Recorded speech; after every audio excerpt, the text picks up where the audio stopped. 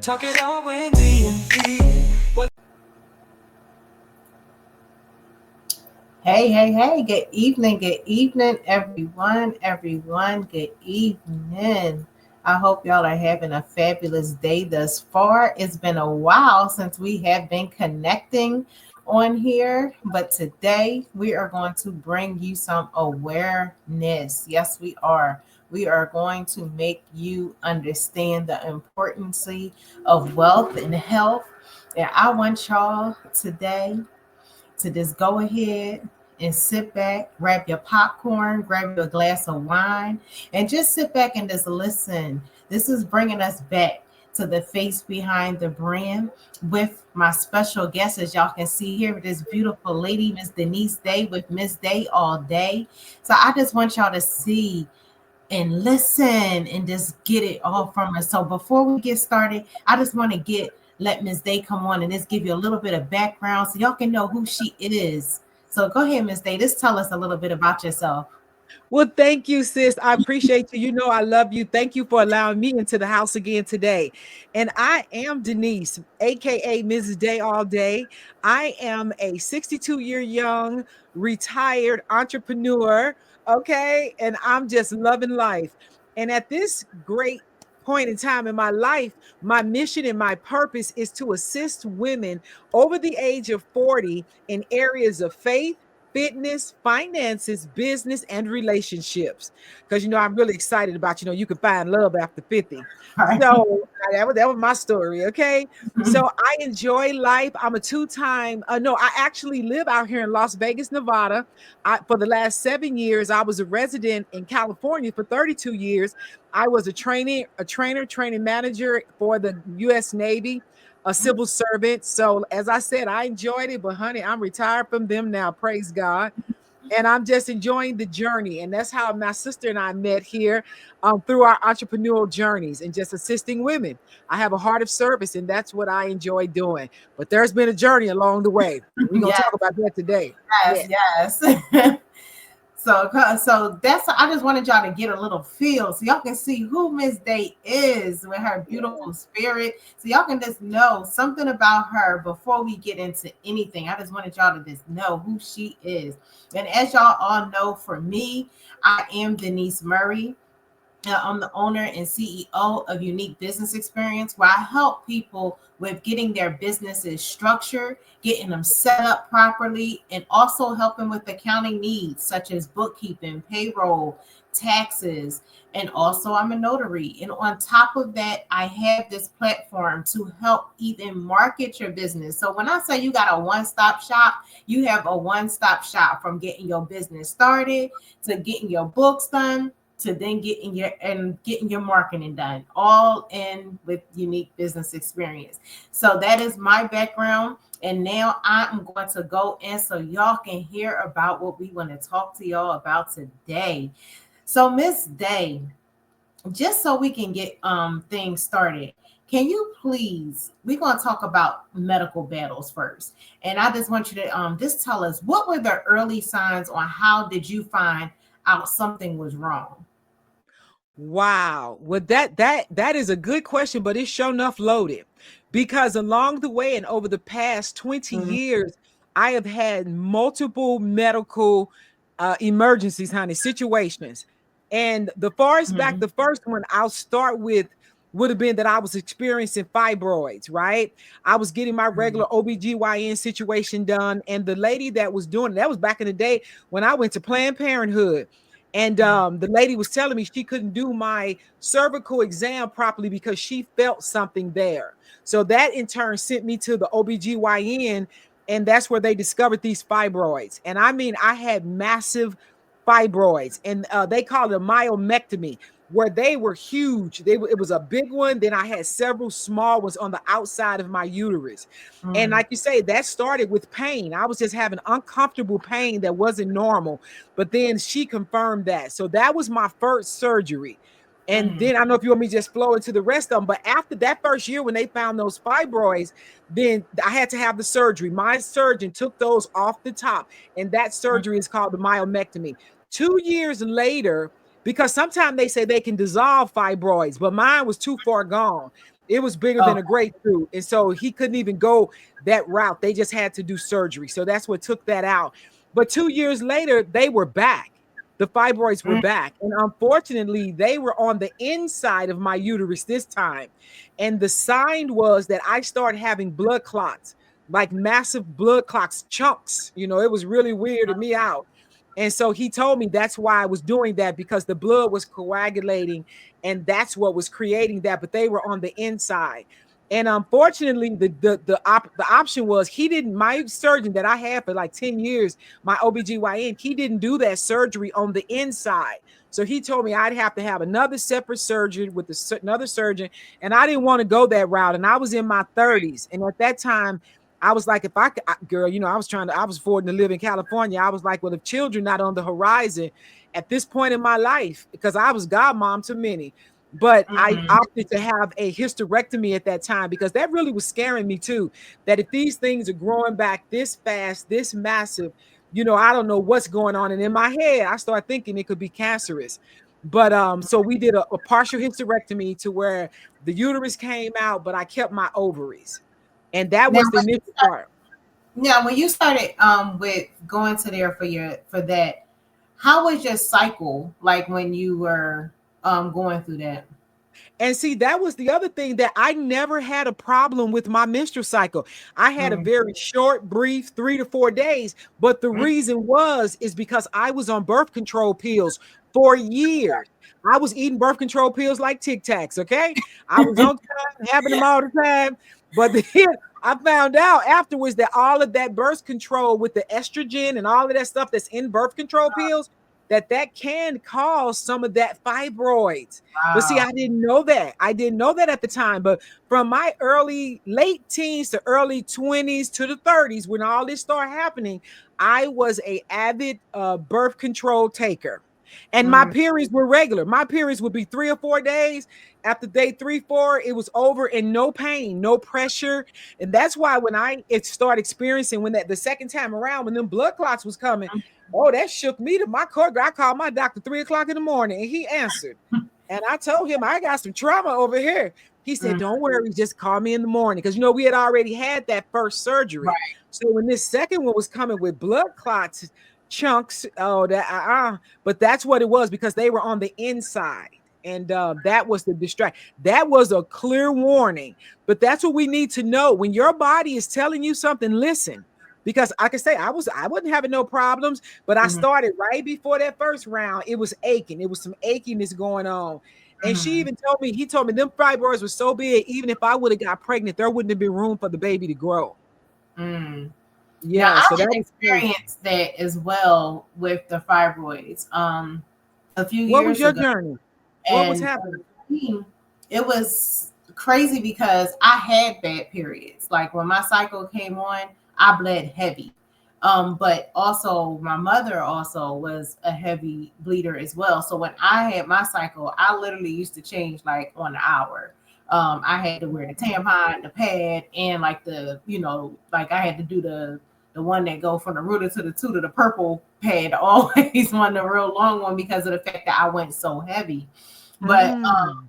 I always used to have like clots that went, but I wasn't really on birth control at the time. Like for years I bled like that. And then what happened Wow. was, for years, I like my earlier years when I was a teenager, I had got the depot. And at that time, I didn't. Mm. For some people, they would stop having a cycle, but for me, for some reason, I didn't stop mine. Mine's actually bled for. I actually bled for 3 months straight. Like you're supposed to get it every 3 months, and I actually went 3 months straight with a cycle. Like I could have had stocking always at that point because I went so Mm. long. But they actually then gave me the pills to help me stop me from bleeding all that, since I was going so consistently like that. But then fast forward a few years ago, which was in 2021, I had went to the doctor because I was having a whole lot of pain. And I was like literally in the house, and I just literally just fell to my knees. And I was just like, I can't even walk. Like I was in a whole lot of pain. I didn't know what was going on. Went to the doctor, and it was the fibroids. Now, when I went the Mhm. first time, it was just it was like 3 or 4 of them. But then when I had to go for my follow up, it was like 8 of them. But then one of them was huge, and it was like, Mhm. in order for me to, they started giving me the different options of what I can do. And at this point, I was like, I have a daughter, but for me, I wasn't really concerned about having any more kids anyway. So for me, I Mhm. was like, I didn't want to do a partial because, like she said, the doctor told me is that if you do the partial, or if you do the, I think it was the one that they like do, where it's like a um Scraping. That's scraping. and I was just like, I didn't want to do that because she said it is a possibility that it can come back. And so Mhm. I was like, I don't want to keep having multiple surgeries. Like, I don't want to keep going and doing and going and coming back and going again. So I was like, for me, I don't plan on having any more children. So at that point, I was like, just go ahead and I'll just do the hysterectomy because of the fact that I just wanted to be done with it. However, during that time after that, that's when I found out that I had cancer in my uterus, but because I was having the hysterectomy and they was already in there, they was able to remove it at that same time. So that Oh, wound up being a blessing that I wound up not having to go through anything because of the fact that they was already there, so was able to get removed. So wow. that's my journey with the fibroids, but I know with you, when we talk about cancer, I know that was something that you battled with. Can you tell us a little bit about how that came about and how did you find that out and what happened with that? Yes. Okay. With now, so okay, the fibroid drama had passed, but then all of a sudden, my first, I'm a 3-time cancer survivor, right? Off the rip, I'm 3 times. 2 times have been breast cancer, once in each breast, and now, and in February of this year, I just went through lung cancer surgery. Praise God, we got it out, got it early. But with Mhm, that first encounter for it was on the left side. This was about 20 years ago. 23 now, but 2012. Okay. So mhm, this left breast. Now I'm gonna tell on myself first. I was not proactive. I was not a person that always did my breast exams. And the mhm, reason was is that I could never tell. I could never determine what really was a lump and what wasn't. mhm, And that always used to just kind of confuse me. Now, I'm going to preface this with saying my mom was a nurse for 28 years. And mhm, even me and my mom kind of talked about this, but I never understood. Like, I feel something here, I feel something there. But mhm, I was an advocate of going back to my doctor. I would go in and get my exams and do that and get my mammograms, right? But I mhm, definitely was not a checker. So this particular year, my my significant other was gone, and it wasn't King Day. Y'all know I'm married to King Day now, but it was another ex. I'm a 2-time survivor of divorce too. Okay, but I was at my home and I mowed the grass this particular weekend with a lawnmower, actually mowing the grass. The mhm, next couple of days, I start feeling pain in my chest. But let me just tell y'all how good God is, because that pain in my inner chest made me think, well, maybe it's just hurting because I mowed the grass. But then I realized, nah, this is something else. So I start feeling around in my inner chest, right in this area, and I felt the lump. And so I'm like, mhm, well, I don't remember that, but not being vigilant, I didn't know. So I go mhm, downstairs in my house. I tell my mom, I said, Mom, feel this. What do you think about this? This wasn't here, but it's hurting me. And she said, I mhm, don't like it. She said, it doesn't feel good. So I go off to my doctor. My doctor, she was one that will send you to a specialist. She did not play around. She felt it, didn't like it, send me to the specialist. So as soon as I mhm, go into them, then they said, we're going to do a biopsy. So they biopsied it, went in there because they did the exam. And then she said, well, you can come back for another day if you want to do the biopsy. I said, I'm here right now with my shirt off. Let's do it. So they mhm, biopsied that lump and say, we'll call you in a couple of days. So that was the long 2 days. But when they called me back, they said it was cancer. And so mhm, I'm like, wow, okay, what's the course of action now? So then that took us straight into doing surgery. I had an awesome surgeon that went right around my areola of my nipple, went in there, got that cancer out, and took one lymph node out under my arm.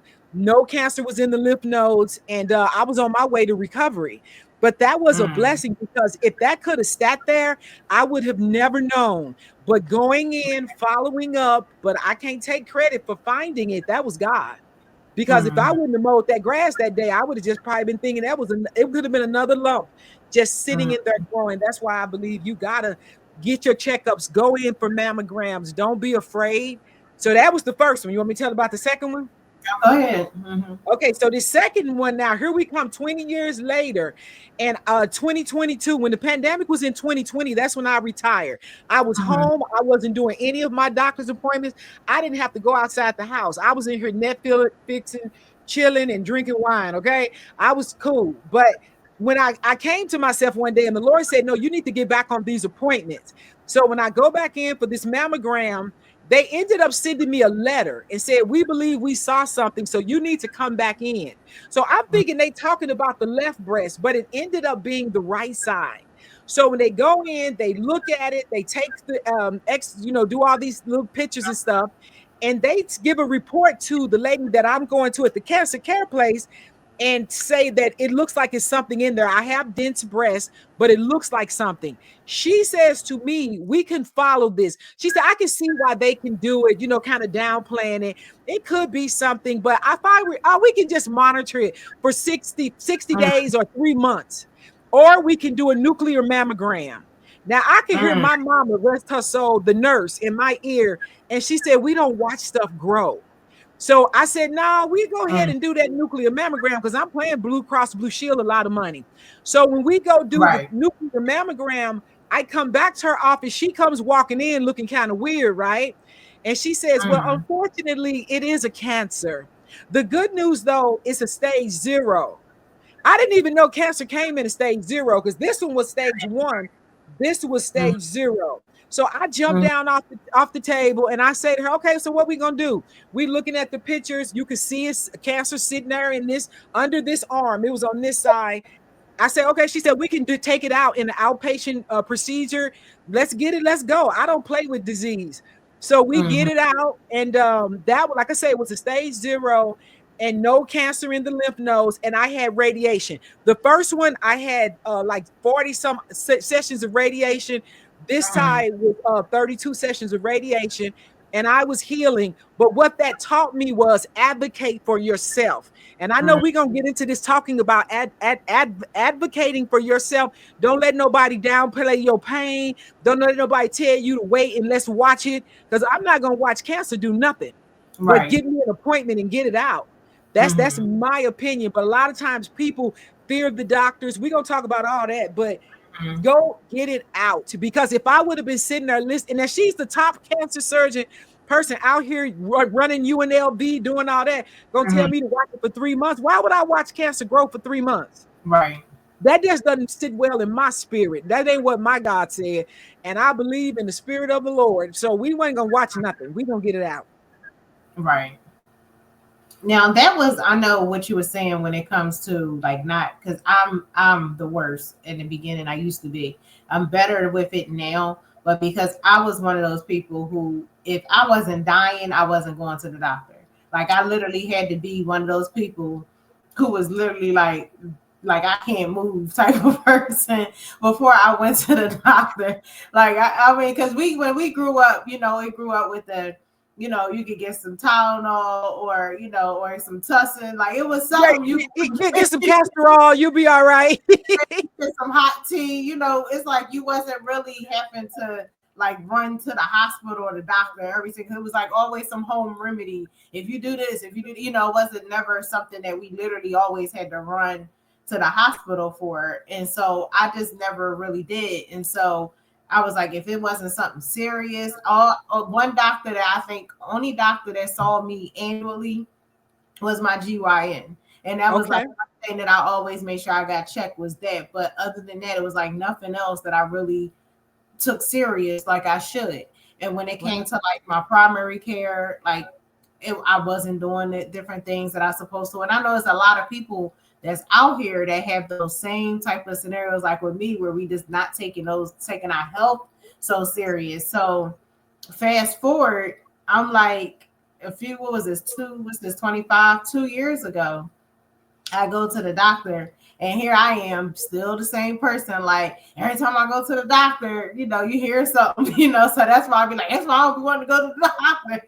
And so I go to the doctor, and I'm feeling like okay, I'm okay. You know, I didn't feel like I had any issues. I knew I had gained weight, but I didn't know, I didn't feel like there was any like things that was really wrong with me, I should say, because I felt like I didn't have like no serious where I couldn't do certain things. So I just thought it was just because of my weight, you know, that I was like having like little, like where I was like running up, like if I was to go up the steps, I'd be literally like where I can't barely breathe, like I had asthma because of my, and I just felt it was because of my weight. So when I went to the doctor, they were like, oh, you have diabetes, and you also have high blood pressure and moderate sleep apnea.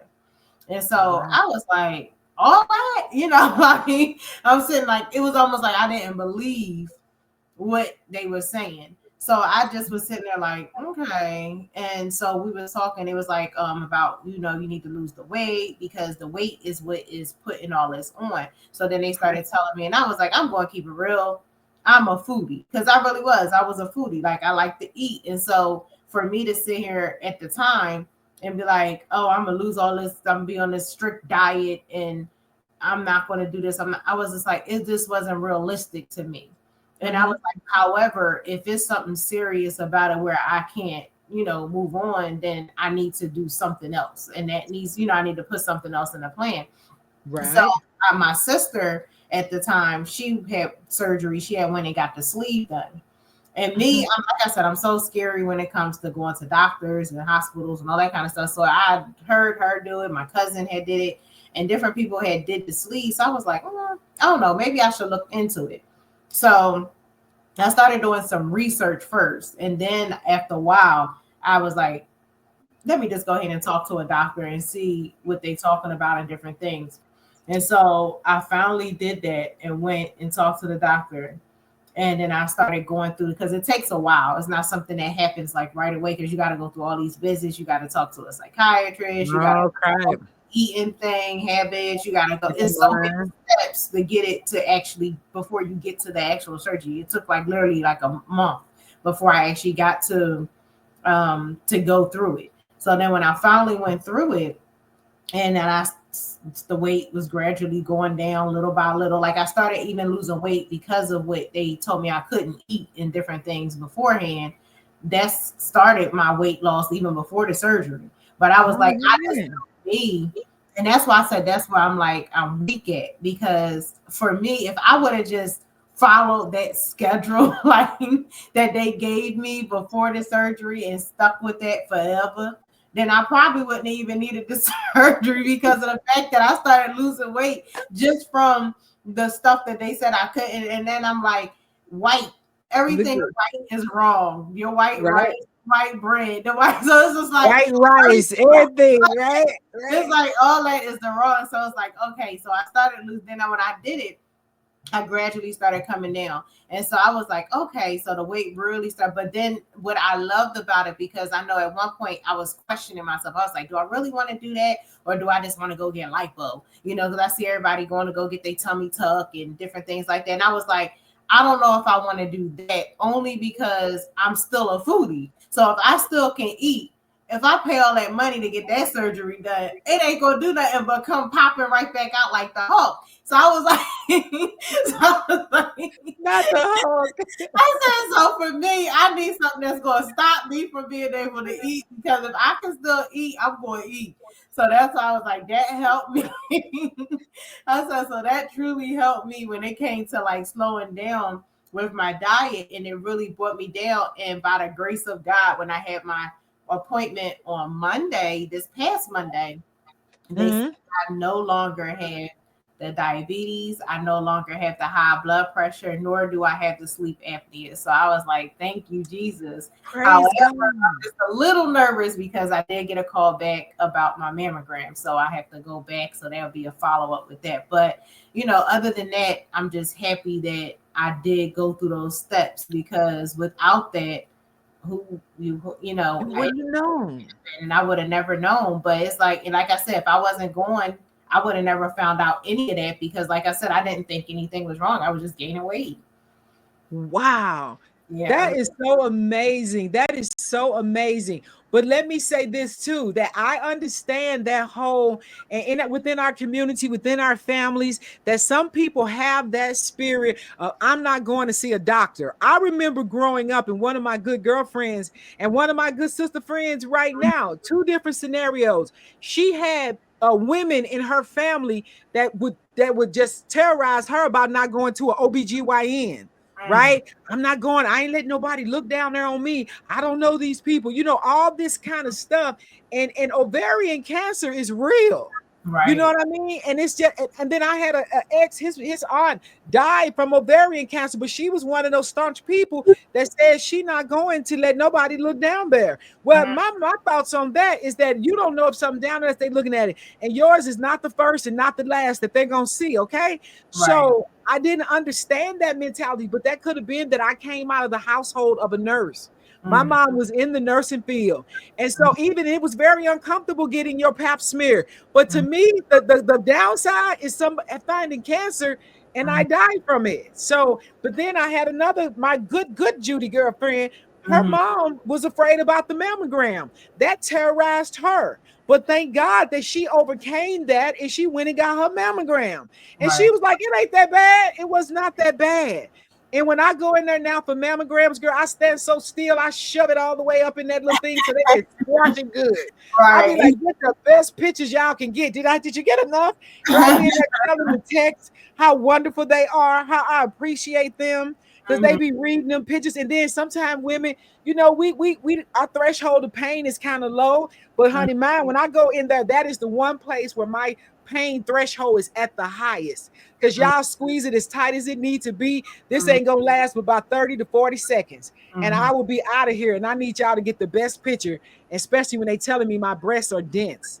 So Right. I applaud you, Queen, for getting in there, getting it done. And like you said, we done already prayed about it, that God has got you and that He is Jehovah Rapha, the Lord that healeth thee.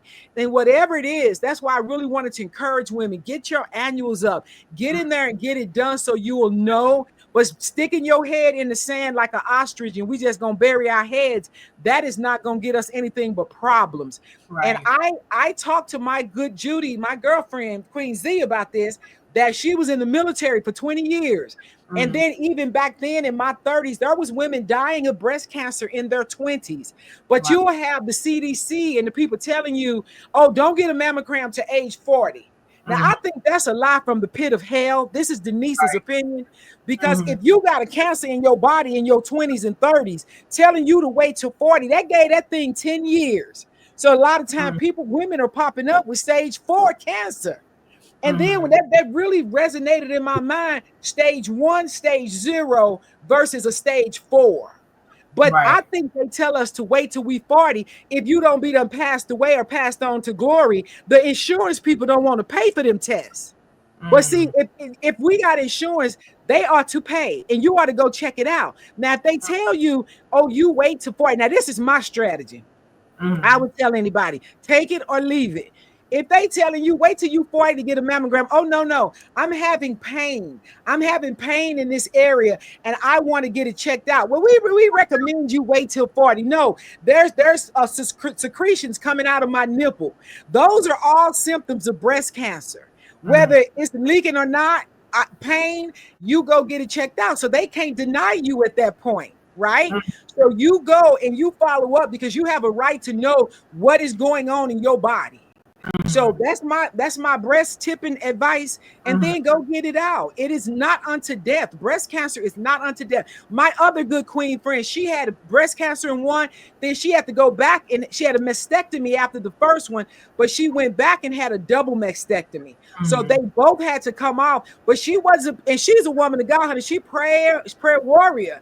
But mhm, she was like, I'm not gonna let this disease infiltrate my life and metastasize to my organs. They got to go. Get them off and let's move on mhm, because who we are is more important than these breasts. I've been blessed and enough to where I did not have to have that. I know we're going to talk about what was the mhm, pros and cons and what happened, but get it out. Mm. Now, this lung cancer business, once again, advocating when your body is telling you something is wrong.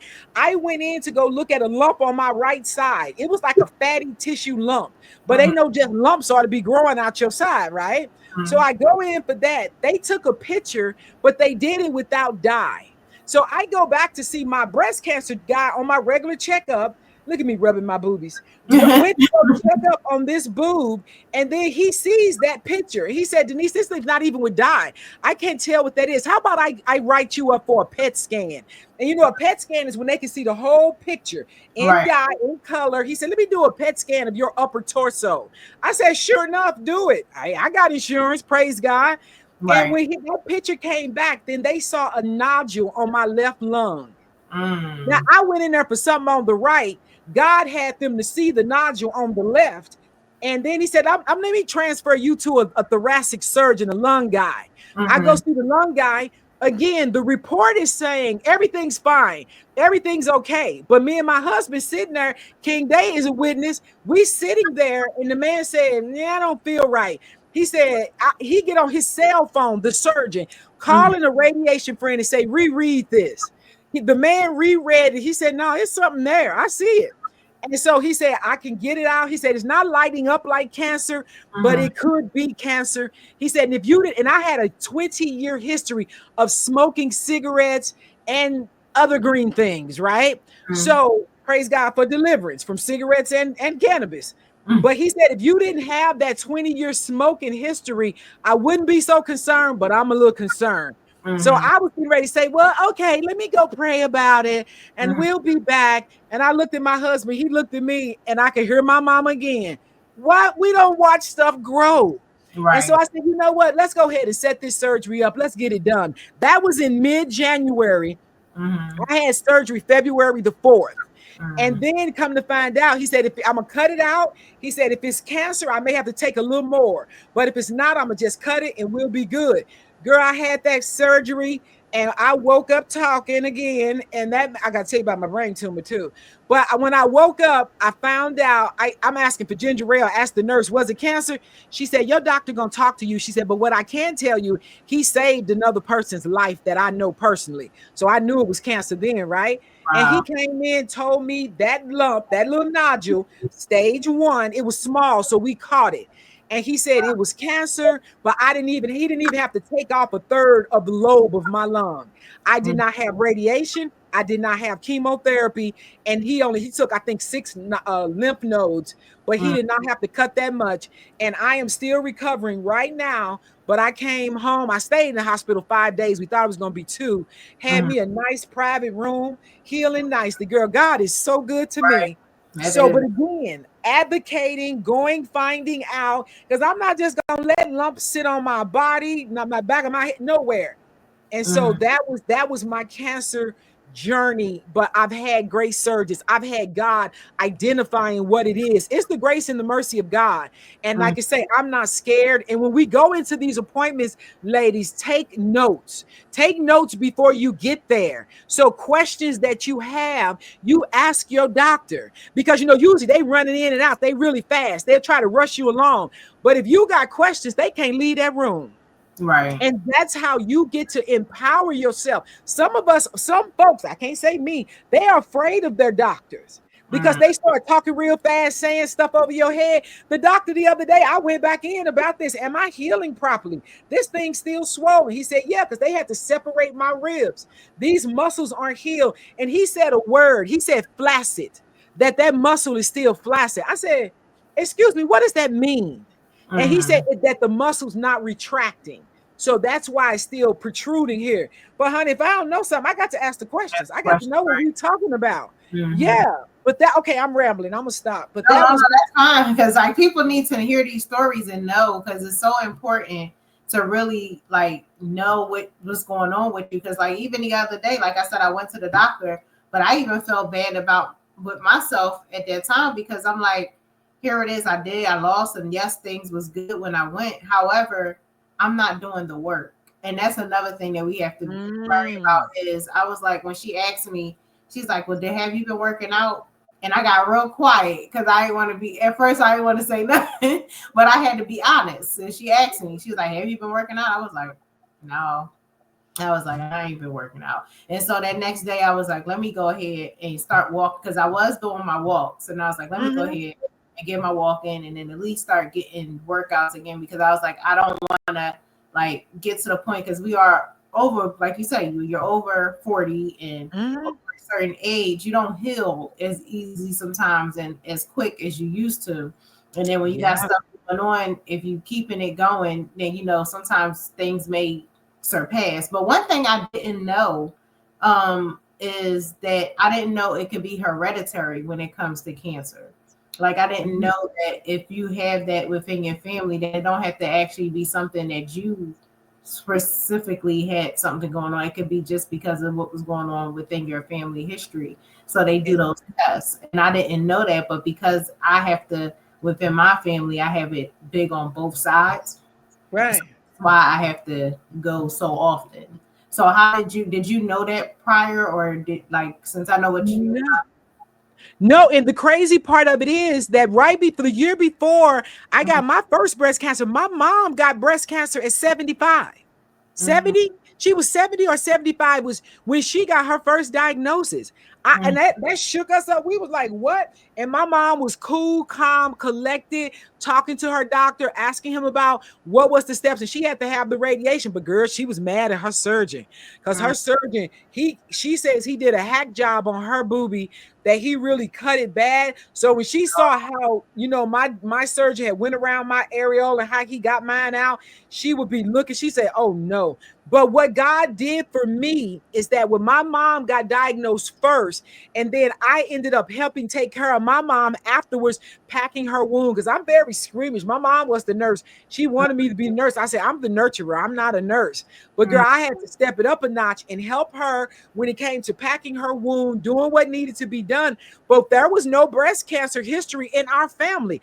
And then now I done came up with it twice, but we did that test. That's called something about a BRCA gene. They'll give you that test to see if that BRCA gene runs in the family. And it was not in my family tree, but here I had it, done had it twice.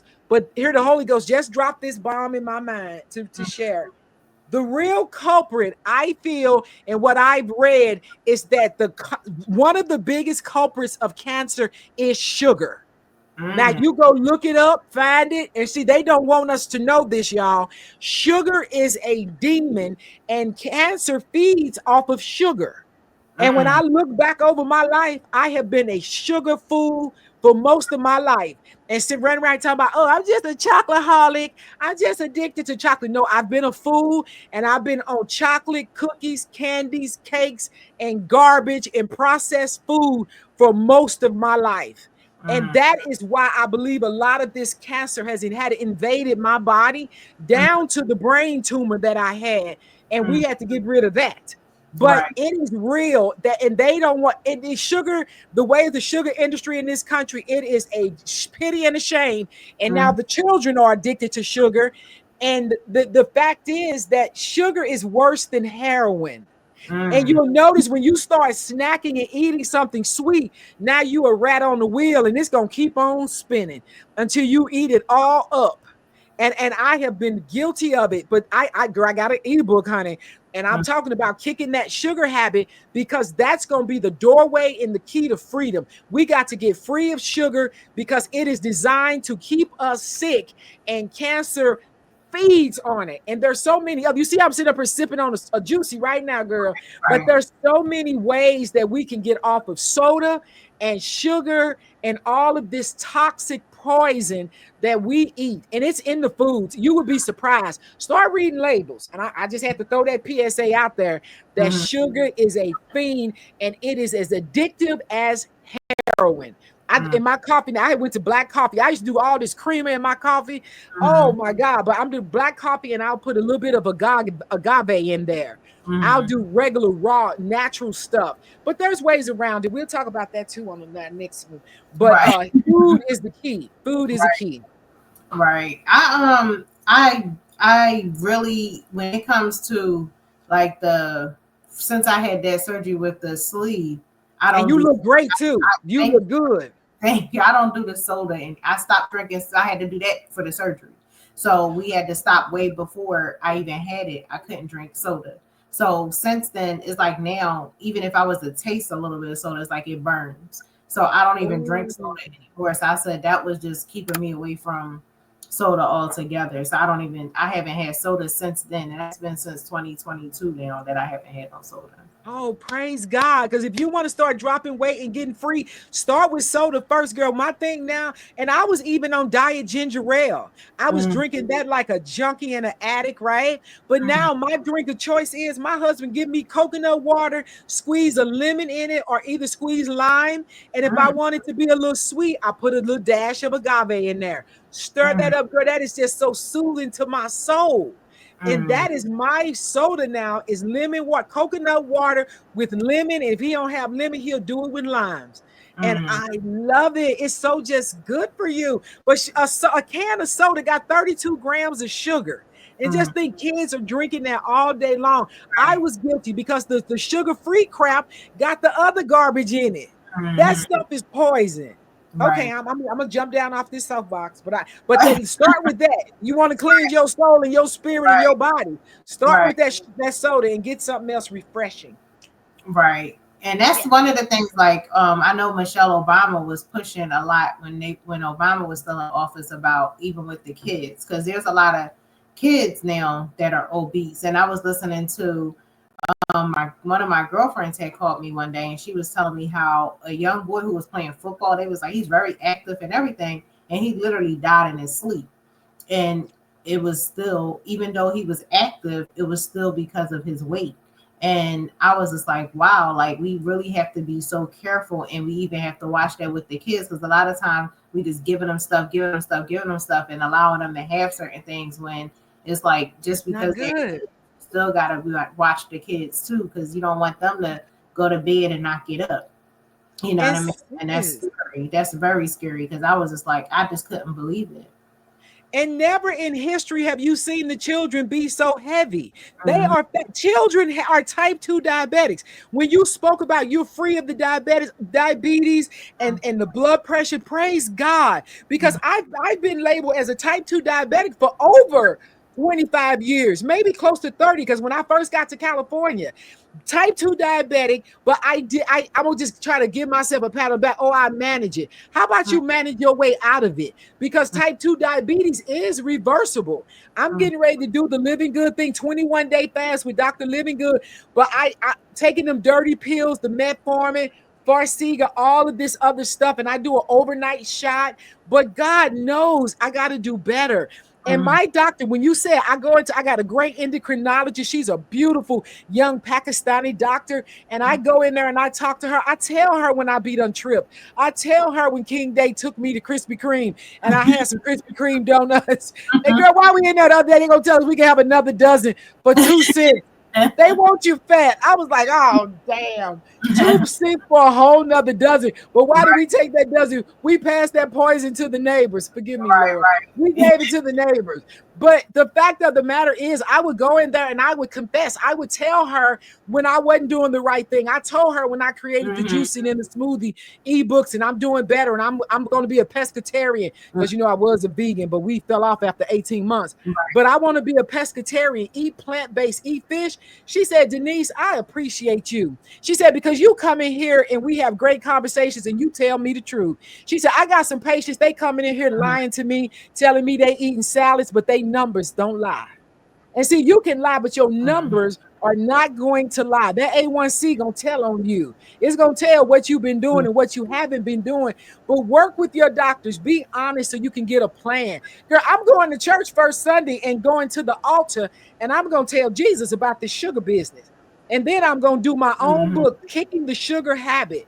I got to get free because this ain't no joke. And I don't mean I can't never have another sweet in my life, but there's certain Right. alternatives, and I just can't do it at will.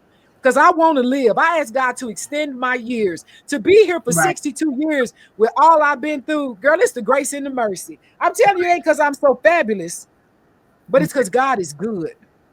Right. And I feel bad for the Yes, babies. yes. Because to Yeah, have I'm a telling you. child, type 2 Yes. diabetic children. Mm. Yes, and that's scary when it comes to kids. It's really scary because Mhm. I was just like really shocked with the little boy. But tell us, because I Anytime. know you're like, what should people not skip when it comes to getting this checkups in general? What is the most important things that people should not skip, and what should they do annually or monthly? Like, what should we be doing? Okay, in my humble opinion, I think the very clear thing, especially for women, but I didn't know, I found out that men can get breast cancer too.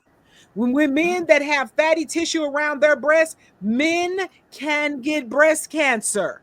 So share with, hey, have them be looking out. If they've got lumps, have them check them. And then if you got any leakage in your nipples, okay. So to me, the high priority exams that should not be missed are mammograms. Mammograms are critical. OBGYN checkups are critical because that's something that you just wouldn't know that's going on. Those are my top two priority. Now for the mammograms, when should they go? Because like I know they always tell you to go after 40. So don't you think that if should people check with their families and see what's going on with their families, or should they just start going at an earlier age? I think if I was the woman, if it was me or somebody that's in my family, I'm telling you to go younger. The younger, the better. Because Well, in that period when I had my first bouts, they were saying do 40, 40, 40. I was in my 30s and I was seeing 20-year-olds dying. Sometimes women are more susceptible to breast cancer. Thank you, Holy Spirit, after they have children. mm, After you have a baby, your body is more susceptible. And that happened to a young lady I work with. She had mm, a grown son, then she had a baby, and right a couple of years after, a year after that, she came down with breast cancer. And mm, she was 40. She was just turning 40. And she used to look at me and say, Denise, my God, I can't believe. She would just be so just surprised that I had been through the cancer and I'm still coming to work. I go get my radiation at lunchtime and I'm back at the job. But I would not wait. Like I said, in order to get that first baseline, if mm, your primary care is telling you you too young, the devil is a lie. Tell them you're having some pain, you're concerned about leakage in the nipples, so they have to refer you. And sometimes you got to lie to get what you need. It ain't even a lie. You just trying to find out what's going on in your breast. right, Okay. right, And they don't get to tell you. But if you get that first baseline, at least every year after that, and do it around your birthday. Because now you know if it's another year later, time for my mammogram. And if mm, something's going weird, you feel something weird, go check it out. That's mm. how I found that one after mowing the grass. I don't even mow grass. You know that was God. Look at God. But to me, those are the critical ones. And when I had this tumor in my head that was a Raffles cleft tumor, the size of a golf ball, that just started with a headache. It was Mm, a headache. And then they start misdiagnosing me. Oh, it's a sinus infection. Oh, you got this. Oh, it's not that. It's something else. And then they was just giving me pills. I had a neurologist prescribing me Percocet, Darvocet, any other kind of set you can think of. I was on them pills, but I right, couldn't even eat. I would cook food. I couldn't stand the smell of food. I'm balled up in the knot crying. mm, Light was bothering me. And they telling me I got a sinus infection. But I prayed about it. I went to church. I said, God, you got to reveal this. And here come Mom Dukes again. She said, Niece, mm, I had a CT scan. It showed nothing. My mother said, tell them to give you an MRI and an MRA. I went mm. in there to the doctor. I'm telling him, I need an MRI, MRA. Oh, Denise, those tests are expensive. This is the same dude writing me the drug prescriptions, right? I Right. was going to flip his desk like Jesus in the temple. I said, I don't care what it costs. I pay Blue Cross Blue Shield on time every month. We went in there and got that test, girl, the MRI and the MRA. I'm walking out. The Spirit of the Lord, I hear God say audibly, turn around. When I Mhm. turned around, I look at the screen, girl, there it is right there. The skeleton of my head, and there's a big old tumor sitting in the middle of my brain.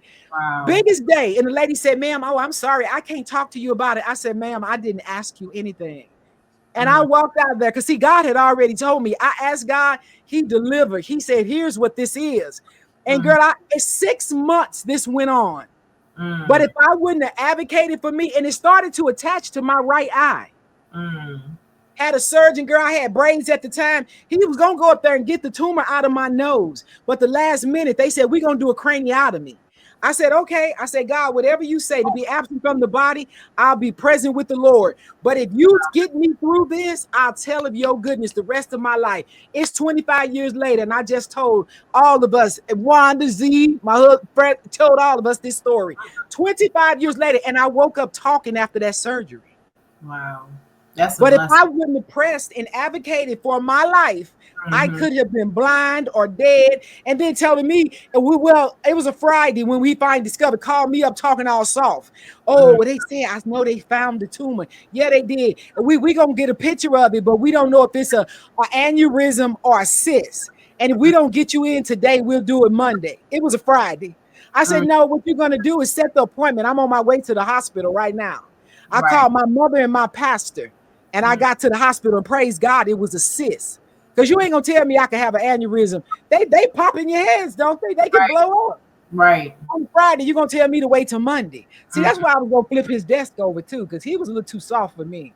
Right. Yeah, but you gotta fight for your life. Right. And that's what it was. But those tests are critical. Your breast, your ovary area, all of your areas down here, your OBGYN, if it's your eyesight, Mm-hmm. whatever in your body does not feel right, go get it checked out because that's your body telling you something's wrong. It's Mm-hmm. not normal. It ain't normal to have lumpy pieces of flesh in your coming out your side. But when I went to check it out, we found a lung cancer. Right. When they telling me I got a sinus infection, but it's a tumor. Because I wasn't the person to have headaches. I had a headache every day for 6 months. Mm. And I'm taking pain pills. Girl, it got so bad, I didn't even have nothing left to heave up. I understand what a dry heave is. When you ain't got no food in you and you ain't got nothing left. Right. It's no wonder I just didn't die in that moment. God said, because we finna reveal this. And I went to church and I asked, I said, God, you got to reveal it. My pastor got out his seat and came and laid hands on me because he could see how much pain I was in. Mm. But that's what I say. I ain't gonna never lay back. I got to fight for me. I am my advocate. And whoever's listening to this, let that be the word of the day. Be your own advocate. That's why I say when you go to a doctor appointment, take a notepad. You come in there with your questions and whatever they say, you write down them answers. Right. But you got to fight for yourself. And then don't feel bad about it. Don't let nobody downplay it. Because my top-notch surgeon telling me, well, let's watch it. I can see, oh, it's not nothing. No, Mm-hmm. let's take a nuclear mammogram. And that's how we found the stage 0 cancer. Mm-hmm. Okay, I'm Yes. sorry. Oh no, no, let us know what's going on. Because like I said, if people out here, there might be people out here that's like me before, where we just wasn't looking at these things seriously. And then we thinking, oh, I'm good. And we're not really getting checkups and things. So we need to all know that these are things that we need to do and not to skip past on Yes. it. And then also, like you just said, one thing that a lot of us need to do, because like I was told the same thing at 40, but we should be getting those mammograms and we should be making sure that we do that earlier, especially if you have it run in your family when it comes to cancer and stuff, because you just never know. And you can actually, like she said, you could have get it at that 0 opposed to wait until it gets to the 4. So To the it's best to 4. really get these things done early. And just talking to you has just been a blessing, because the fact that you went through what you went through and you right here telling us about it, like that's nothing but God to have been It's able to God. do that. And then you still are right here with the spirit that you have. But also I know that you also have where you have your ebooks, where the different drinks and things that are healthy drinks, the smoothies and things. If you can just tell us, and I'm gonna also put it in the comments when we finish. I just want people to know about those drinks and those books that you have, because people could use those to help them when it comes to when they're eating, and maybe they might need to change something that they might be eating. So using your ebooks on Yes. smoothies could really help people. Oh, thank you so much. But one last thing to test, I would say take, and then we're gonna talk about the ebooks, is a colonoscopy. Oh Because yes, see, again, they tell you not to get your colonoscopy until you 50, but right, still, if you could get one sooner, do it. But I right, had mine at 50, I had 55, and coming out of that pandemic, I had to get another one, right? Because I'm 62 now. But girl, right. kind of find out the last one I just did, I'm gonna do a video on this. Girl, they found nine 9 little polyps were in my intestines, right? Girl, Wow. and that you just, and it ain't even as horrible as it used to be with drinking the stuff. Because back in the day, that first stuff was really bad. But anyway, I drank my stuff, stay near the bathroom, get it cleared out. And when I woke up out of that, the doctor told me, he said, we had 9 little ones, but I got every one of them. And I was like, well, praise to God. I just found the little paper. Why they took pictures of them, gave me little copies of the pictures and everything. But people be sleeping on their colonoscopies. And that's another area where cancer can grow, and it comes from a lot of that dead meat. I'm just saying, because take a long time for meat to digest in your intestines. So every once in a while, now that leads us into the smoothies and the juices. My website in my area, because I am a published author, is mrsdayallday.com. Just take all of that, smush it together. mrsdayallday.com is where my vault is. It's called Mrs. Day's Vault. And in that vault, I have 7 ebooks. I have the Kicking the Sugar Habit, right? I got juicing for vital health with juicing recipes, honey. All kind of good stuff with smoothies. The other ones are the cookbooks are for vegan, plant-based, and keto. So, but all of them got 20 recipes in there. And that's what we start doing. My husband, praise the Lord for King Day, honey, because he the super chef and he be hooking the sister up. And we do the juicing and get all the kinds of fruits in there. And even buying your fresh fruit. We love pineapple, watermelon. But a lot of times with our fruits, we get frozen fruits in the bag. And JJ Smith is the one got me turned on to juicing, because you get frozen mangoes. But we got some real ones right now. But frozen mangoes, pineapples, all the berries, all the mixed berries in the bag. You get a big old bag of them at the grocery store, and you don't have to worry about them going bad. I love Granny Smith apples. Throw your apples in there. But let me give you this heads up about strawberries. I love some strawberries. I came from Salinas Valley. Me and Z did. From that, that's where we grow all them strawberries. But you cannot play around with strawberries. Do not eat strawberries unless they are organic. An organic strawberry, and they sell them in the frozen bags, right? And so, because the reason is when they grow strawberries, they lay down in the dirt. And when they're spraying the pesticides on them, they're laying in the pesticides. Girl, saw this man talking about it. He said, it's just like putting a tube in your mouth full of pesticides if you eat a non-organic strawberry. Wow. So I heard that and I never forgot it. So I like to share that with the people. But going in there, getting the cookbooks, and tonight when I get off here, I'm gonna go back into my day village in the vault, and I'm gonna put all of the ebooks on sale at 50% off. So I'm gonna do buy ones, get one free. I'm gonna lower them down. They can be up low as $3-4, but 20 recipes are in there. Such great. I'm telling you, being out here in the heat, it's just so soothing. And we used to be going to the store getting $5-6 smoothies. But honey, I'll be like, hey, can I get a smoothie? And they be in the mix, but I love it. The lemon water, all of these great tips, fit over 50. That was the other one. That's my other ebook, and I'm not jumping out here doing a bunch of hardcore aerobic stuff, girl. I got couch yoga to stretch, get out, just lay out, stretch your body. I got a weighted hula hoop, girl. Why I get in the jump rope challenge? My knees gave out. I was like, oh hell no. I'm not doing that. This girl gonna have us jump 1,000 jumps a day. The devil is a liar. And the Holy Ghost said, you better get that hula hoop. I got a hula hoop with a weight on it. I'm gonna put that in my Amazon store. So just do what's comfortable. And like you said, take a walk. Get your vitamin D, honey. Get our melanin hooked up. Get all this good sunshine for the melanin skin. And just take a walk and commune with God. But we got one life to live. And this processed food ain't in it. And stay away from McDonald's French fries, because that's the devil too. With all them damn chemicals. They have to put on hazmat suits before they bring them French fries out the pit before they deliver them. And I used to just be going to McDonald's to I want some hot fries. Yeah, right. Okay. That's why they don't turn brown when they be sitting in the basket all day, because they got all them chemicals on them. But my husband make me sweet potato fries now. I love them. I love the sweet potato fries. Ain't they good? Ain't they good? They're really So good. we can do it. We can do it. We can make some changes, save ourselves. I went to the doctor yesterday, said they saw some little calcification in my heart area. So that means get it straight, baby. You Mhm. better get it together. And I'm going to go hit my Niecy chat and ask her, what are some things that can clear out calcification out of Mhm. your chambers, out of these arteries? Fish Mhm. oil is good too, because fish oil is like putting lotion in your arteries. Mm. My heart guy told me that. Yeah. That's good.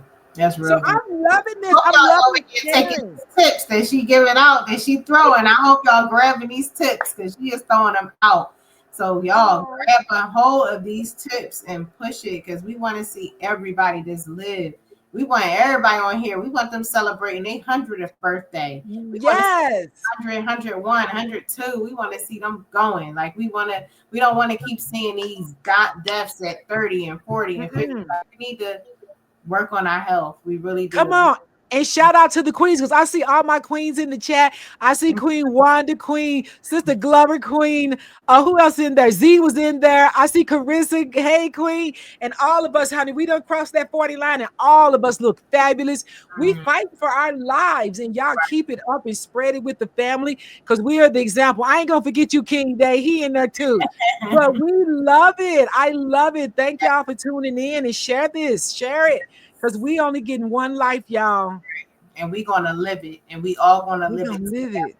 So I just to love it. close us out, y'all, I just want y'all to know that the reason why we wanted to talk about this today, I know normally you're used to seeing me just talking about business and taxes and different things like that, but I wanted to switch it up because this is something that's so important. And no matter how much money you can be making, if you're not worrying about your health, you ain't gonna be able to spend that money.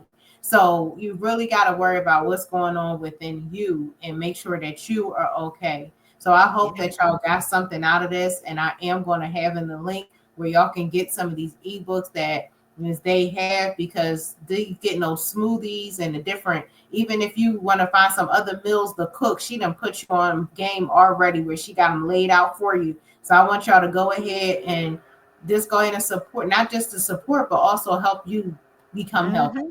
So just to close, Yes. I'm so thankful for you coming on with me, Miss Day, today, and we are going to keep this going. We're gonna come up with a new channel, so it's not gonna be on those business channels. Because we want to not just talk about just health. We want to talk about all kinds of stuff. We're Come gonna talk on. Come about on. relationships. We're gonna talk about them kids, the men, and all kinds Yes. female problem. We're going to talk about it all. So we want y'all to just get in the juice, and we going to want y'all to stay tuned on that. But just for tonight, y'all, please focus on your health and do what you have to do to stay healthy. And Miss Come Day, on. thank you for coming on today Oh, about this and with your journey and your blessing of just being here, just seeing you and having that refreshing. I remember when we got into the Lions Den, we was sitting there and we became partners on there. And from that moment of us having conversation, it was like we just had so much in common. And I was like, yeah. you dealing with that too? Me too. I'm dealing with it. And we like, hold on, both of our names Denise. We dealing with the same dramas. Like, what is going Right. on? Almost like we twinning over here. Come on. We twinning. And it's so beautiful. That's what I love it. Iron sharpening iron. Right. Proverbs 27 and 17. That's where we at. And Yes. we're going to share it. The collaborations are going to keep going. And I am so grateful. I'm honored always to be on your platform to share this love. I thank you for it. And we are in purpose. That's Yes. why I said purpose over pressure. That's Yes. where I'm at right now.